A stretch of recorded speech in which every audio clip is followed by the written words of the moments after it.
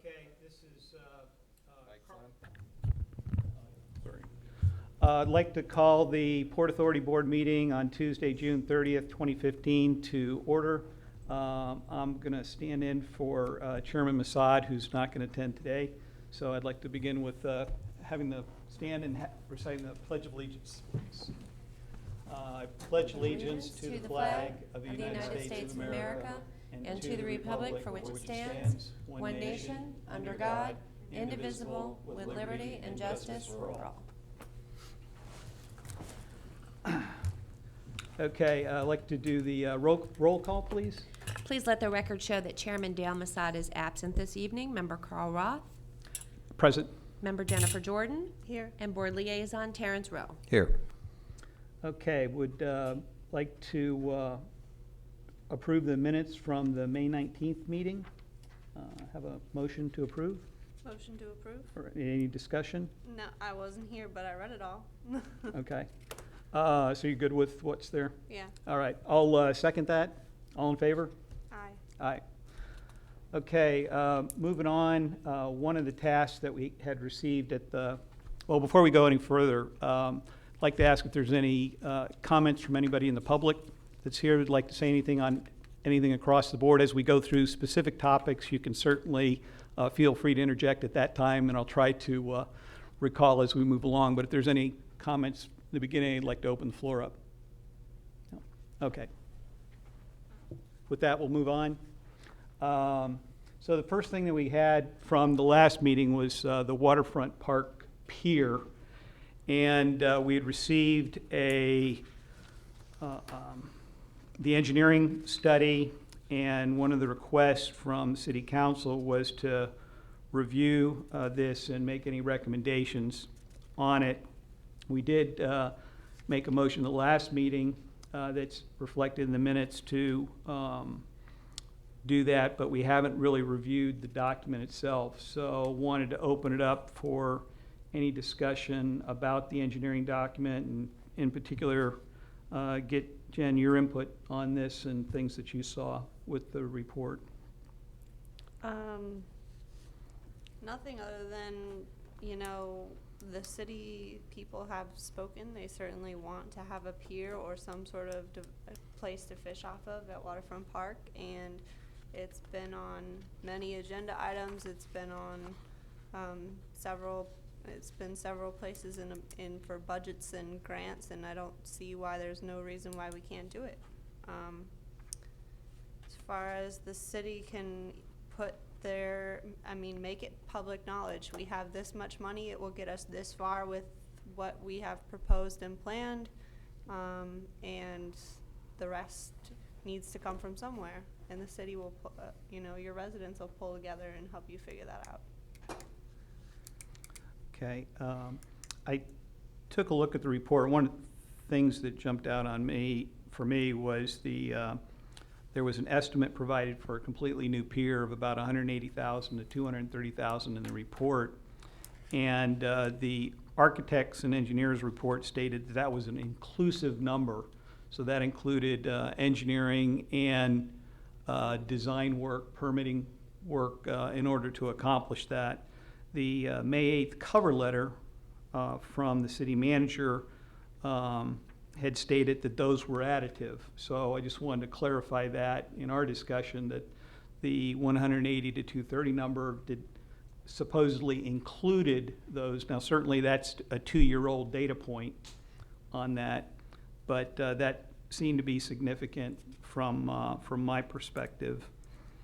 Also, when I went through the report, their recommendation was to go ahead and bring the pier up to its current state, and they offered two alternatives. One was to maintain it, and one was to do a complete rebuild, hence those numbers on the rebuild. But they had a $75,000 number for maintenance, but that, from what I could tell, only applied to the pilings. It wasn't clear if other things were included. So if it only included the piles, as far as that $75,000 number, the recommendations also included some minor repairs on the decking, a replacement of the railing completely, and also replacement of all the cross bracing on the pier supports. So on the rail, I did some additional looking on the ADA requirements, because the pier, if it was built in '04, supposedly complied with the 1991 ADA requirements, but those requirements don't have anything for piers and docks. The new ADA requirements in 2010 do. So based on what I was reading, it's inferring that we would have to comply with the new 2010 ADA requirements if we do any work on that pier. So that means not only does all the railings have to be wiped out and brought up to standard, 25% have to be lower, et cetera. But then we'd also have to make sure the sizes and space areas and stuff would all have to be addressed. So when I started looking at all of this, it appeared that it was not clear to me what the overall costs would be to actually repair the pier.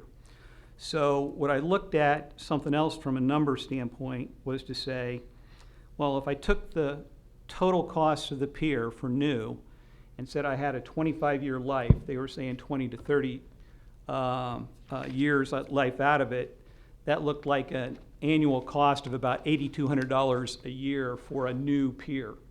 If I contrast that with rehabbing the old pier, just the number that we have, the 75, and figure that we only get maybe 10 or 15 years more life out of it, that runs out about $5,400 a year for that cost.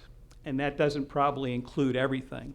So when I just look at the numbers, I guess my conclusion on this, it just reinforced the need to go and tear down the existing and build new. So that's where I'm coming away with looking at this report and what I'm seeing. So open the floor back up for any other comments. I'll go ahead and turn to the public here. If you'd state your name, your address. Thank you. My name is Larry Daly, 8150 Brent Street. I'm sorry I'm so behind the curve on the pier that they had out there. I know it's recently built. What is the reason that this thing has fallen apart? Or do we know? I'll try to address it. There's some older council meetings that were held. The pier was built in 2004, and then in approximately the 2011, 2012 timeframe, there was the pier was no longer level. That had some curves to it. There had to be some new pilings to stabilize it, the cross members. So there was an engineering study finally done in 13.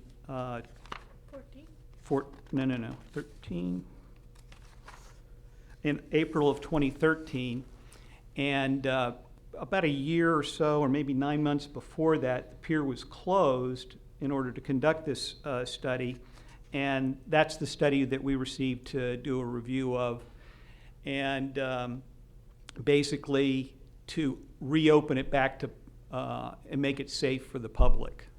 So that was kind of the short history. And I appreciate that. I'm going to take it a step further. As a contractor, I understand that's referred to as latent damages, okay? Apparently, the pilings were not driven to refusal. Do you have any backup data on the pilings? We do not. We did not receive anything. The test report, the engineering report, did not do any of those studies. The discussion that I recollect from the council meeting was that there wasn't documentation that we had readily available to do that review, and there was a general belief that there was no recourse against the original contractor that built the pier. That's my recollection. Okay, and I appreciate that, because it's a real fine point of the law. Do you know if the engineer was on site during the driving of the pilings in the original construction? I don't know. I don't have an answer for you on that. Okay. We would have to go back to the city I just didn't know if that was part of Discovery, if that had come out. It did not. There was only general discussion during council meeting. This report Okay, that we have. and I know I'm behind the curve on this, and this is old news. I'm just trying to understand the sequence of events here. Certainly. Okay? Code, building code changed today. It's now 2013. For the Florida Building Code. For the Florida Building Code, Yes. okay? It's no longer the 2010. I was talking to ADA code. Okay, that's fine. All right, that's good. I just wanted to kind of get a little background on that. I have some other thoughts on it. I might be back with you. If you would like a copy of the report, we could probably get a copy for you, the engineering report. I just didn't know the front end of all of this. You know, I hear the back end of it, Certainly. but I didn't, you know, the rumors on the street don't always add up to facts. So I like to come in here and ask the question to understand what transpired there. Okay. It looks to me like there was a failure on the part of the engineer to inspect the installation of the pilings, because they should have never sunk. I think personally that was the conclusion that I drew as well. Okay.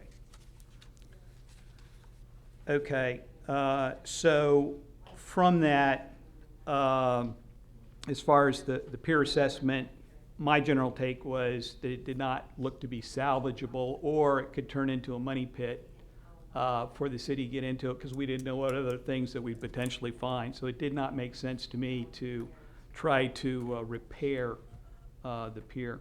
So with that, I was looking at several manufacturing options, from floating docks to fixed piers, and there are several vendors, and there may be more that we may want to use, going back to what we had talked about as far as design, build, construction alternative that we haven't typically used in the city, but almost a turnkey to a dock builder and say, okay, here's what we want, and go ahead, get the permitting and make it turnkey, and then hold them accountable for the delivery up to specifications of the product versus what we've done traditionally, would be my recommendation. But any other thoughts? Nope. Okay. From the council's point of view, I'm a little confused. It seems like there's a couple different directions that Port Authority is projecting here. When I reported what I believe the thought and desire of the Port Authority to relay to council was that we wanted to take that pier out. And so that is basically along the lines of what I told them, and that is how they are proceeding to look into the costs and such of permitting and all that to get that taken out. However, Dr. Masad has written several emails saying that he believes it can be fixed. So we need to get continuity, I think, before we go forward with anything on this, because it seems to me there's some discrepancy between the members of the Port Authority. The minutes of the last meeting, basically, Chairman Masad made a motion for recommendation to council to go out for bid, a design builder to obtain an opinion if the pier is repairable, a determination of cost for repair, bringing the pier into ADA compliance, and finally the cost of a new build. So basically, the recommendation was to get numbers to assess what made more sense. That was the motion from last meeting that Chairman Masad made. Okay. I don't think that was how they perceived it. I gotcha. So the recommendation in your mind, or the way it was perceived, was that a new, the existing pier should be removed and a new pier. Correct. Okay. I may be wrong, but that was the way I interpreted the movement during that meeting. Gotcha. Would the other members like to do anything to reconcile that, or do you want to end this discussion at this point and leave that motion as it stands, or what's your pleasure? I'm fine with the motion as it stands. It's requesting cost of repair, is it repairable, cost of repair, and what's the cost to then bring it into compliance, because obviously compliance has changed if it's going to be repaired. Otherwise, the cost of a new build, including everything, the permitting and ADA compliance, which I'm assuming this rebuild cost already would have incorporated, is keeping it under compliance of how it should be built.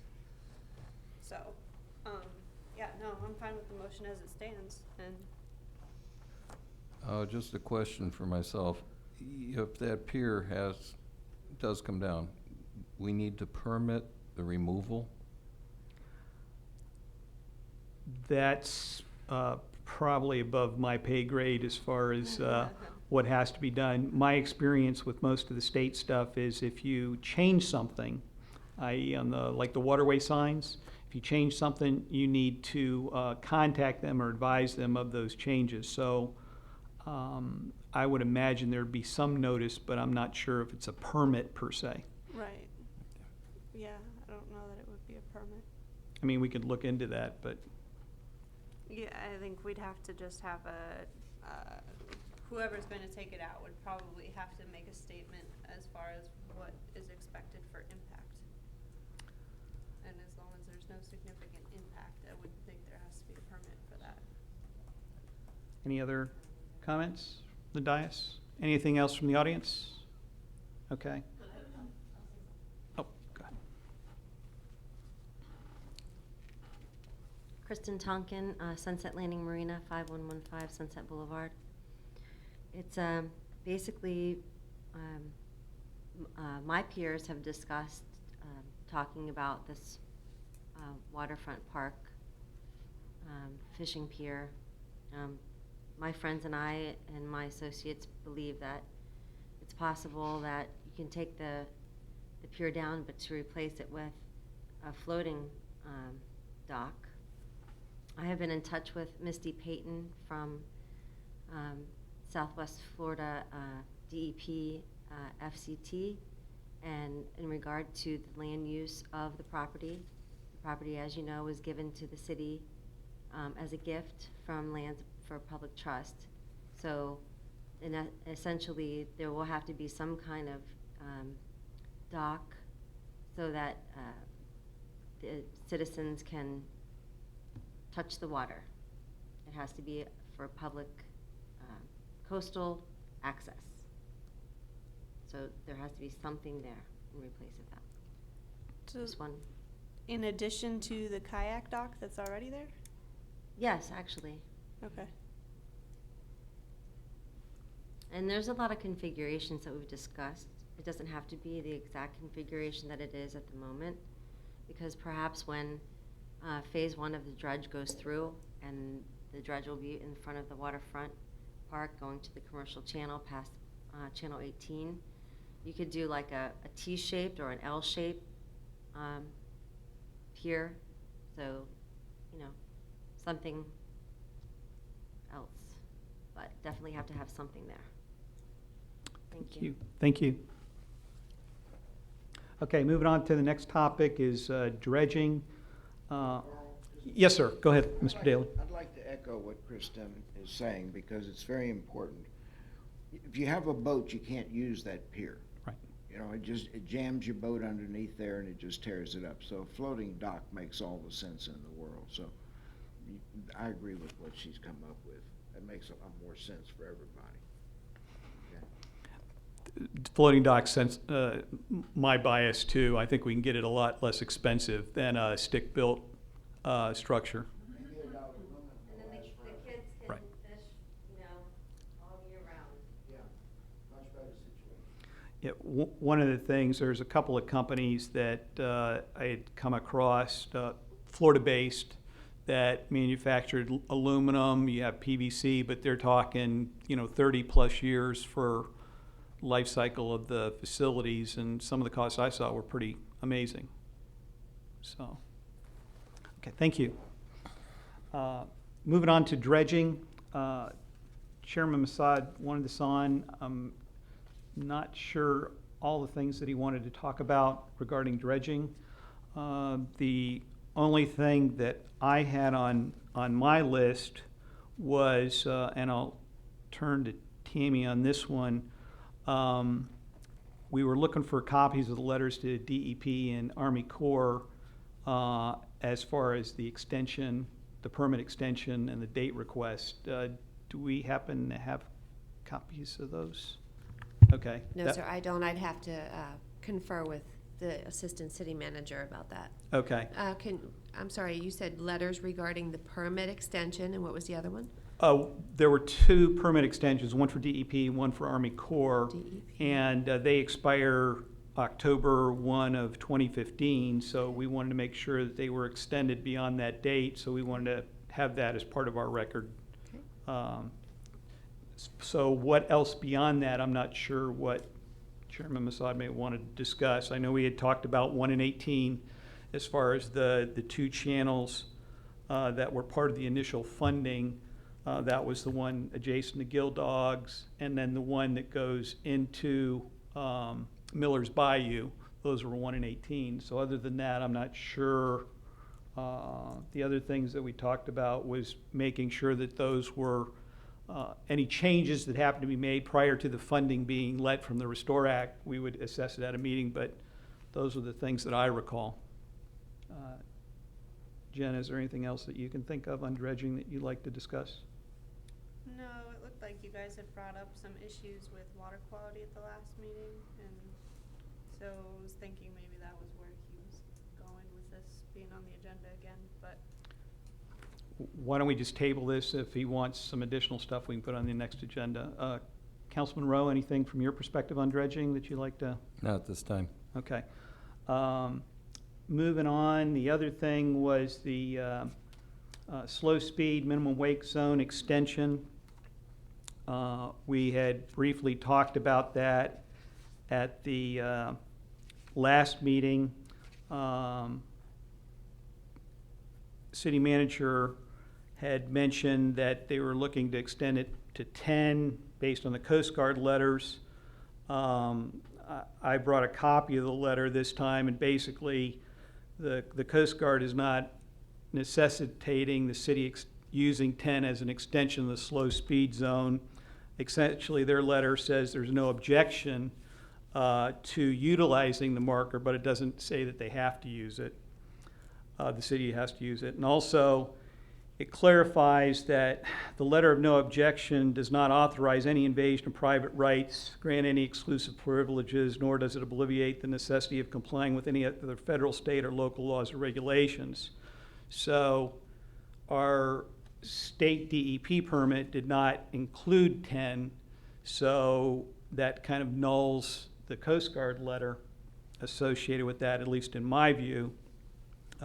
So where this push for 10 is, I don't know, but I can say is that there's not a boater that I've talked to in Port Richey that believes that extending from 12 to 10 near Durney Key, the slow speed zone, makes any sense at all. So also with that, I'll kind of save this for later and just have the discussion about the extension. I saw some issues with the ordinances that I wanted to talk about also. But I think the other thing, okay, so on the slow speed zone, I'll just open it up to the dais if there's any discussion around that. where did the slow speed zone come from? US Coast Guard wants it extended? The city manager at the last meeting said that the city had to extend the slow speed zone from 12 to 10A per the U.S. Coast Guard letter. Okay.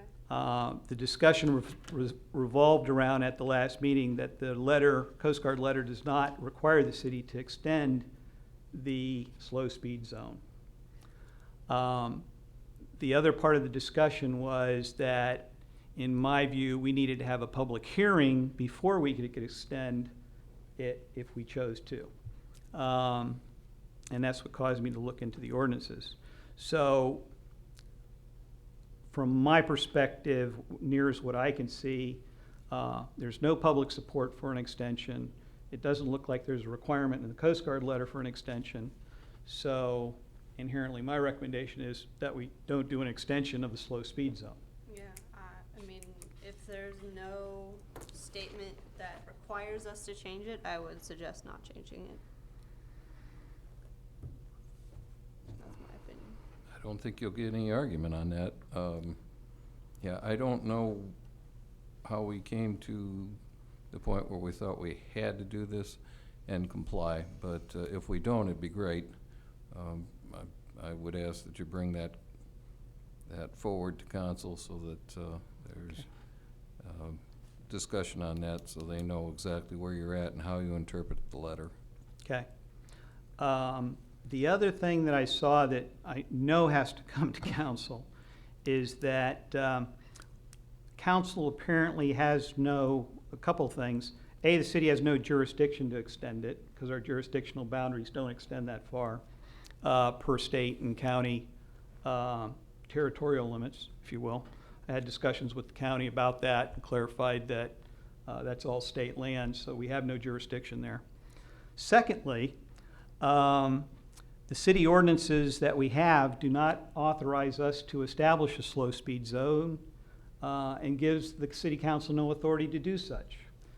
The Chapter 4471 only gives us authority to establish an idle speed zone. There is no authority to establish a slow speed zone. Once I discovered this and I looked at a couple of things, I guess what I would recommend, there are several ordinances that we had brought to city council attention several years ago that are still not legitimate or valid or provide any authorization to do anything. So what I would recommend is that we elect to rewrite Chapter 44-71 having to do with idle speed and authorize the city to establish regulatory zones, so it's inclusive of regardless of what type. We probably have to go back through the drill on the slow speed zones that exist currently, but until we do that, we have no authority to do it under the charter. And then the other thing that I see associated with 4471, it says that prior to the designation of any area being restricted as provided in this section, the city shall hold a public hearing consistent with the procedures of adopting a city ordinance. So that says we can't even talk about designating an area until we've had a public hearing. And that directly conflicts with the discussion we had last week. So with that, and then the other area was 4474, restricted boating areas. I was driving down to Brasher Park the other day and I saw that there's a sign for kayak launches and that type of thing. Well, under 4474, no vessels are allowed out of Brasher or Olsner Park. So yesterday I had the opportunity to go to the Bayou Business Association meeting. We were talking about next year's events, and Paddlepalooza was very successful for them this past year. But we have ordinances, if they chose to have a bigger event using multiple parks, legally on the books, we're not allowing any boating access to those two parks. We're only restricting it to waterfront and or Nix. So I think we ought to change or revise 4474 because we have a sign going down the road to the park that says this is a kayak launch. Our ordinances don't support it. It specifies boat, though? No 4474, no person shall operate a vessel, boat, or other watercraft, including a seaplane, within 200 feet of the shoreline of Brasher Park, situated on Boggy Bay, and Olsner Park, situated on Miller's Bayou. I feel like operate a vessel is not the same thing as launching a kayak. Yeah, it is. It is? Okay. Yep, that's a vessel. All right. So our ordinances preclude us, so I think to, A, comply with the signs that we have there and just free things up a little bit, we need to address that. And that may cause some looking at the zones and things like that. But minimally 4471 and 4474, I believe, need to be recrafted to, A, empower the council to do things that they may want to do, and give us some ability to rectify some things that are probably not in good form. So, what's your pleasure? Would you like to make a motion? That would be a wonderful thing. Go right ahead. You make the motion. I'll go, I would make a motion that we recommend to council that Chapter 44, Section 71, and Chapter 44, 74 be revised as far as the city ordinances to clarify and also remove some of the burdens that's placing in conflict with what's out there in the public arena right now. I second the motion. All in favor? Aye. Aye. Any discussion from the audience on those two items? On those items? Okay. Okay, so the other thing that had kind of along the lines of the slow speed zone was the status of our waterway signage inspection report. We understood from the city manager that that had been submitted. I don't know, we did not have any confirmation last time. We were looking for confirmation. Any insight, Tammy, by chance? I apologize, I was reading something. Do you know if the waterway signage inspection report that's required to be done triannually has been resubmitted to FWC? No, sir, I'm not privy to that. I'd have to Okay. find out for you. Councilman Rowe, do you know if there's any discussion at council regarding that? No, I talked to the city manager today, but we talked about waterway signage, but he did not mention that particular item. Okay. All right. Well, let's move on to any miscellaneous topics. I only have one. I was provided some information that Chairman Masad wanted to talk about having to do with a ramp. I guess I'm not comfortable talking about this without him present, so I would look to defer this to the next meeting unless Ms. Jordan has anything. No, I did not have anything. That was all, Okay. Chairman. Certainly.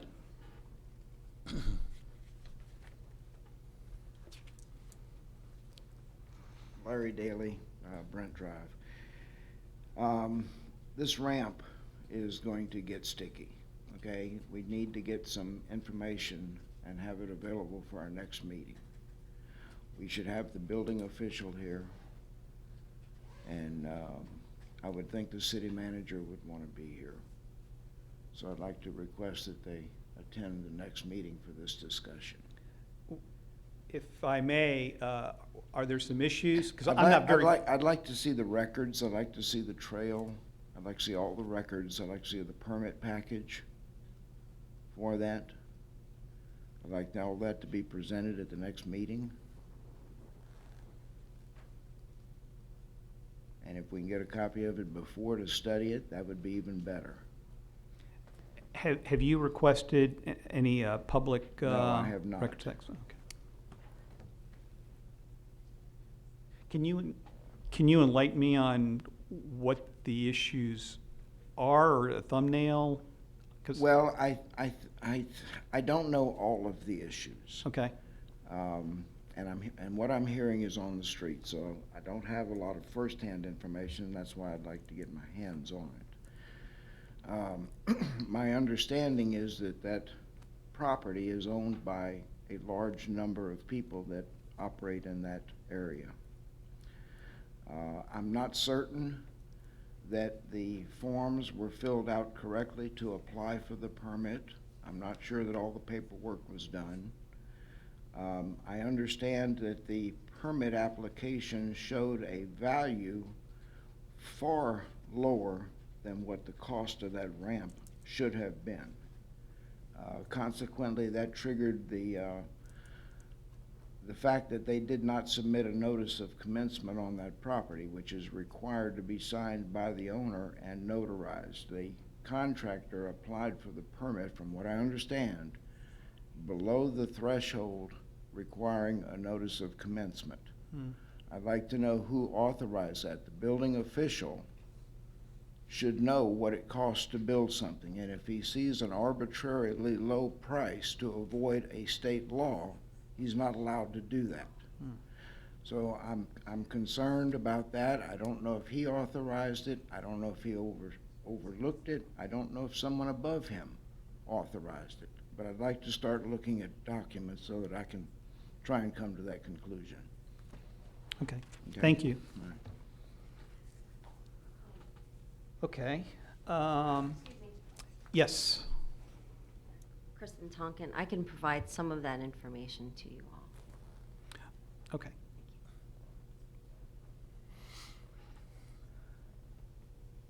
Any other miscellaneous topics, Ms. Jordan, that you have? No, nothing else from me. Councilman Rowe, any miscellaneous topics? Just want to advise the Port Authority that the pier at Whiskey River has been, by council, voted not to be inspected at this time. I don't know what or where we go from here. I have received some information from our city attorney on this, and I just want to make sure that the Port Authority was aware that that pier is not allowed to be open at this point, and that council had made a motion and voted not to allow any further inspection or anything else on it. Now, is this the pier at Whiskey River, or is this the limestone pier? This is the pier at Whiskey River, Oh, okay, the new the new pier. pier. Okay. All right. I was not at that council meeting, so I'm not, so that's news. Okay. If there's anything else from the audience on any miscellaneous Port Authority Board topics that anyone would like to bring to our attention? If not, I will take up Ms. Tompkin on her documentation. And with that, do we have a motion to adjourn? Motion to adjourn? Second? All in favor? Aye. Done. Thank you all for